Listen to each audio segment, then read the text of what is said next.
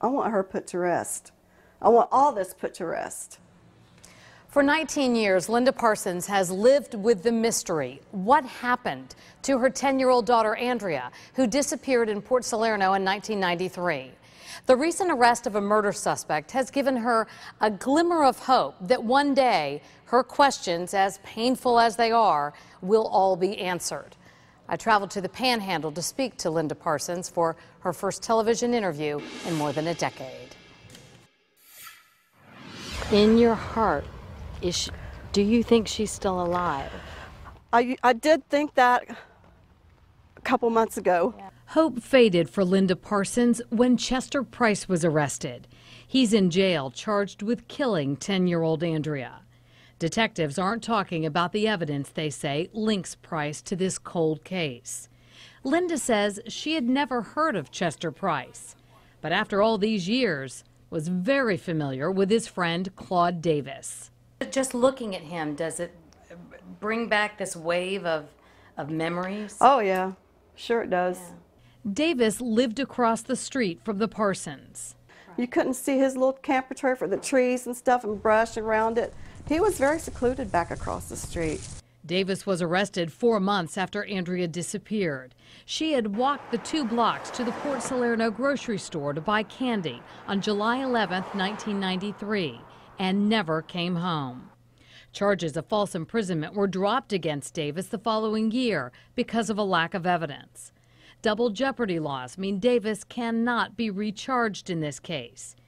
He claimed to us that he was with Chester Price when they picked up Andrea, but says she wasn't forced into their van. Claude Davis says that she asked for a ride. No, she wouldn't have done that. She didn't need to ask for a ride. She's this close to home. Why does she need a ride that far for? No. Davis also claims he didn't kill Andrea, but admits helping hide her body. I covered her up with a black bag and a piece of burlap sack so the dirt wouldn't go in her face.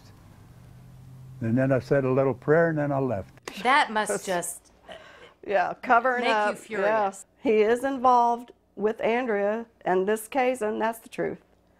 Yeah, as far as where she is and how it happened, that's still yet to be determined, but I think he's got something to do with it. Yeah, I do.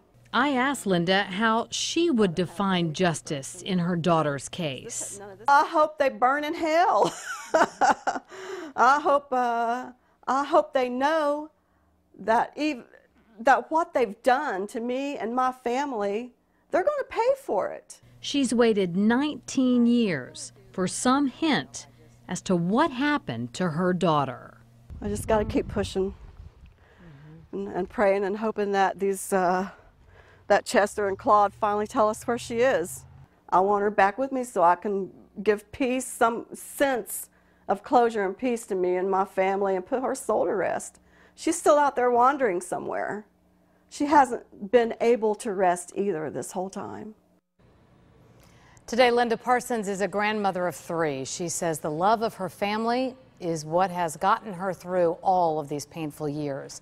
She lives in the Panhandle, as I said, but she says she plans to be in the Martin County courtroom when and if Chester Price goes on trial.